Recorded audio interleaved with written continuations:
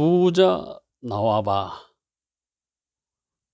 본인이 겪었던 얘기를 글로 한번 써봤습니다. 글쓴이 이강성.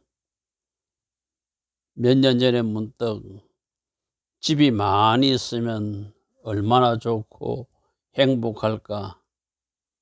사실은 주위 사람들에게 인정을 받을 수 있는 부자가 되고 싶었다. 이런 고약한 생각을 하였다.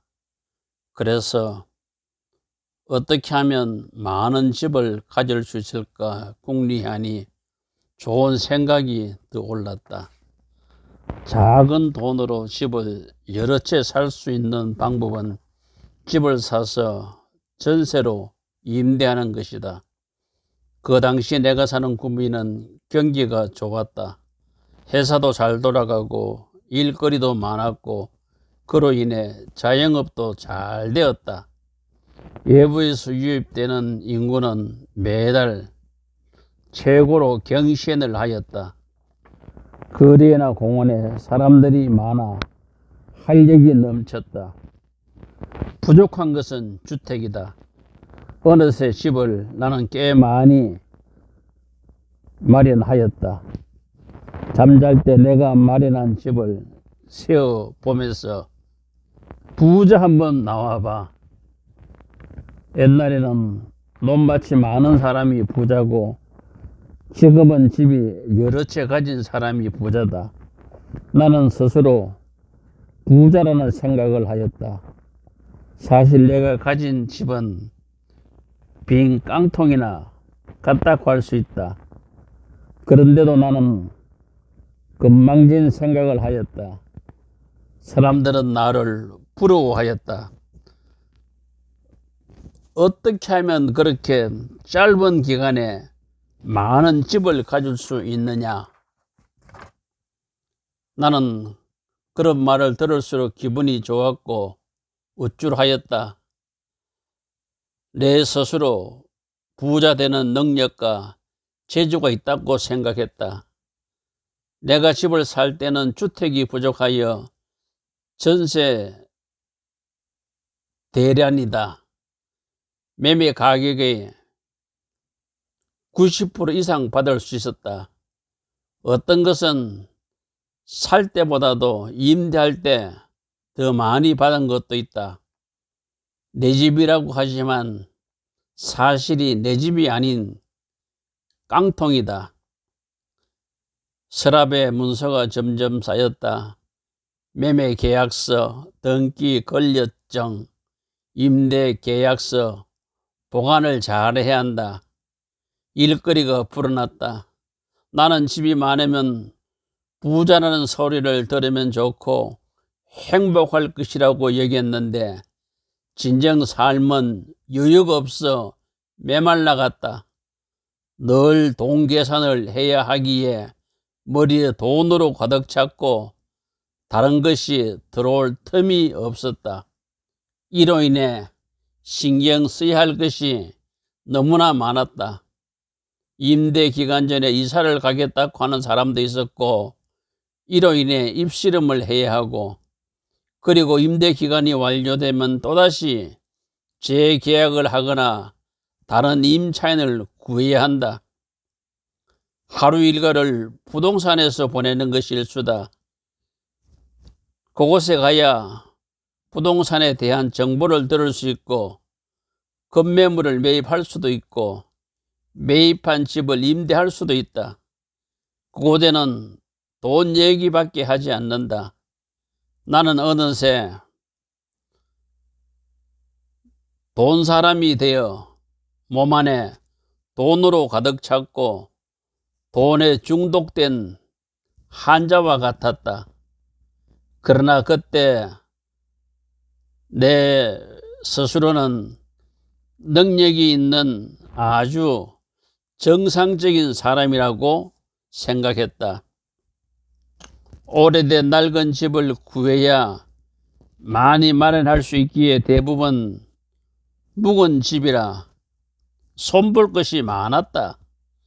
사장님 하면서 귀찮은 전화가 너무나 많았다. 전기, 수도, 싱크대, 문, 변기, 세면대 등등 고칠 곳이 한두 군데가 아니다. 가장 힘든 것은 미층에서 물이 샌다고 할 때 누수공사가 비용도 많이 들어가고 여간 어려운 것이 아니다. 때로는 피해 입은 것에 배상을 요구하고 해결이 되지 않으면 소송도 하겠다고 하는 사람도 있었다. 나는 임차인으로부터 전화 오는 것이 조마조마하기보다는 무서웠다. 또 나를 귀찮고 힘들게 하는구나. 한시라도 마음을 놓을 수가 없었다. 부자 아닌 부자, 사장 아닌 사장. 나는 싫고 후회하기 시작했다. 내가 왜 쓸데없는 짓을 하고 이렇게 고생을 샀어 하는가. 지난 과거 소박하고 단순하게 살았던 마음의 고향으로 돌아가고 싶다. 내 고향으로 날 보내줘. 나도 모르게 이런 노래 가사를 부르곤 하였다. 나는 집을 처분해야겠다고 생각했다. 그때는 구미 경기가 나쁘지 않아 본전은 받을 수 있었다. 집을 팔릴 때마다 속이 후련하였다. 압박감에서 벗어나는 기분이었고 자유를 되찾는 느낌이었다. 임대인 관계로 팔리지 않는 집이 한두 채 있었다. 구미는 공단 지역이라 회사가 이 지방 경기를 좌우한다. 얼마 되지 않아 회사가 잘 돌아가지 않았다. 그로 인해 젊은 사람들이 일거리를 찾아 수도권으로 이동한다. 거리에 빈 가게도 늘어나고 집값도 내려갔다. 나는 남은 집을 상당히 손해를 보고 팔았다. 마음은 아팠지만은 어쩔 수 없었다. 그렇게 해서 집을 모두 처분하였다. 잠시 사장님과 부자라는 말을 들었지만 그에 대한 대가를 혹독하게 지불해야 했었다. 결과적으로 손해를 봤지만 다시 단순하고 소박함이 있는 마음의 고향으로 돌아온 것이 그나마 큰 다행이다.